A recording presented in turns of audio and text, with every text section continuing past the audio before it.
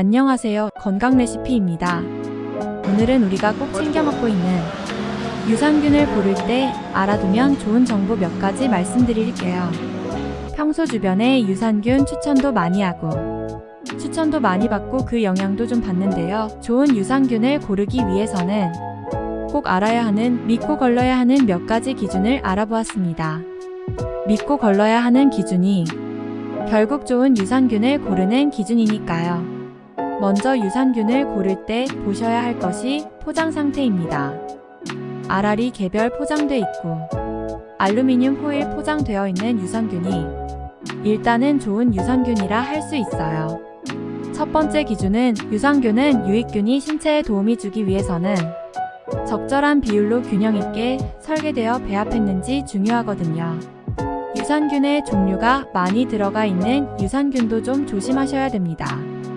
현재 17종, 19종까지 유산균이 들어가 있는 유산균을 먹자라고 홍보 마케팅을 볼 수 있는데요. 그런데 말입니다. 유산균이 많아지면 많아질수록 무조건 좋은 게 아닙니다. 적절한 성분 배합 비율이 되게 중요하고요. 적절한 핵심 균주가 들어가 있는지 안 들어가 있는지가 중요한 겁니다. 단순히 유산균 종류만 많은 게 좋은 건 아니랍니다. 또한 균수가 많아지면 많아질수록 서로 조화를 이루기가 어려워지고요. 이건 사공이 너무 많아서 그럴까요? 키읔키읔. 우리가 목표했던 넣은 균이 편차를 두면서 죽기 시작하기 때문에 장기적으로 균수는 유지가 되더라도 우리가 원했던 효과를 못 보는 경우가 많고 유산균 제품을 고를 때에는 균종이 15개 이상 넘어가는 그런 것들을 좀 걸러주시면 되겠습니다. 두 번째 기준입니다. 유산균을 구매했는데 상품의 설명서나 상세 페이지를 보니까 어떤 균주사의 어떤 유명한 회사의 균을 썼는지 라고 안 써 있어요. 100억 보장이다. 위에서 안전하게 장까지 잘 내려갑니다. 이렇게 써있기만 한 경우가 있어요. 어떤 특허 균주를 썼고 어떤 회사의 균주를 썼는지 라고 안 써있는 경우는 직접 문의라도 해서 어떤 회사의 균주를 얼마나 썼나를 확인하시는 게 중요합니다. 1캡슐당 100억 보장도 중요하고 장까지 살아가는 것도 중요하지만 안 쓴 경우에는 대부분 자신이 없는 경우에 그런 걸 안 쓰거든요. 확인해 보시고요.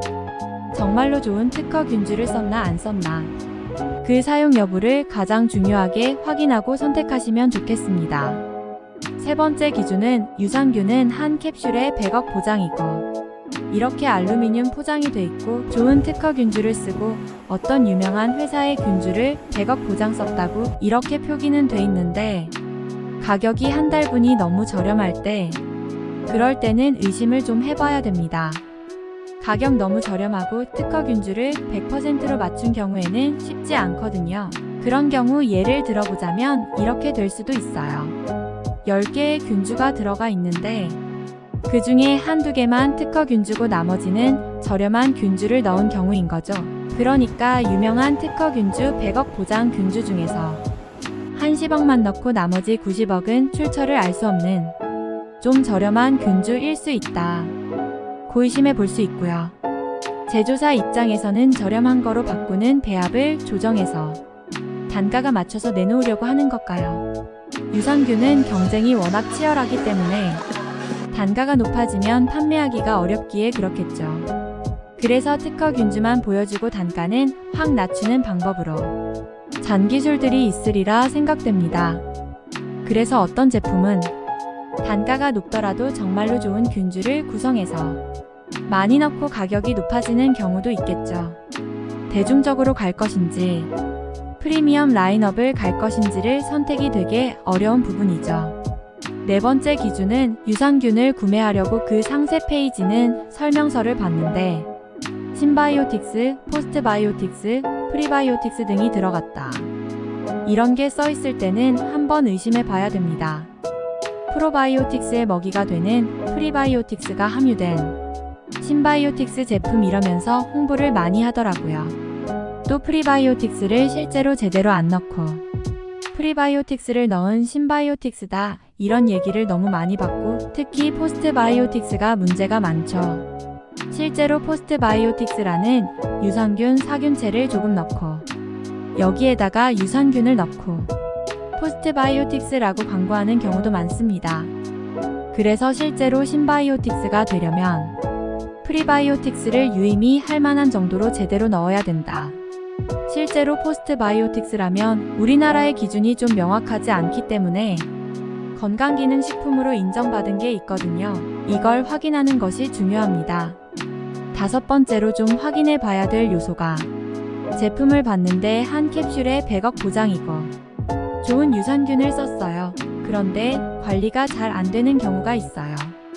예를 들어서 그냥 플라스틱 통에 들어있는 경우 특수 용기도 아니고 그냥 일반 통에 들어가 있는 거죠. 그러면서 제습제만 들어가 있는 그런 유산균이나 한여름 아주 더울 때 냉장 배송을 하지 않는 그런 유산균 제품들, 프리미엄 유산균이라면 그 균수가 워낙 많기 때문에 100억 보장이 되려면 400억, 500억 균을 투입해야 되거든요. 그거를 잘 유지하고 관리하려면 콜드체인 시스템, 냉장 배송 시스템이 이루어져야 되고 특히 봄, 가을, 겨울별 문제가 없는데 초여름부터 늦여름까지는 되게 더워지기 때문에 냉장 배송은 필수라고 보셔야 해요. 물론 열에 안전하다는 데이터값 있는 유산균 제외하고요.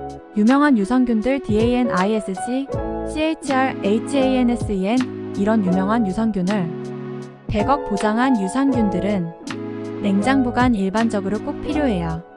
그런데 냉장 보관도 안 하고 용기 상태에도 일반 플라스틱 용기에 넣고 유산균을 잘 관리 안 하는 업체일 수 있다 라는 의심을 하게 되는 거죠. 마지막으로는 포털 등에서 유산균을 검색하면 최상단의 유명 연예인들이 나와서 광고하는 제품들이 있을 겁니다. 그렇게 최상단에 올라가려면 광고비로 비싼 돈을 줘야 됩니다. 일주일에 돈 1000만 원씩 써야 되는데 그런 돈을 쓰면서 가격은 저렴한 유산균 제품이라면 그런 광고비까지 충당하려면 상당히 원가가 저렴해야겠죠. 일반적으로 정말 원가가 비싼 유산균은 정말 최상단 또는 네이버 메인에 노출시키기 어렵습니다. 유산균이라는 키워드에 최상단의 연예인과 함께 노출되는 그런 유산균은 상세 설명을 꼼꼼히 살펴보시기를 권하고요. 아니면 일단 배제를 고려해 보셔도 될 것 같다. 이렇게 말씀드리고 싶습니다. 이런 기준에 해당되는 유산균은 좀 거를 필요가 있다고 말씀드리고 싶고요.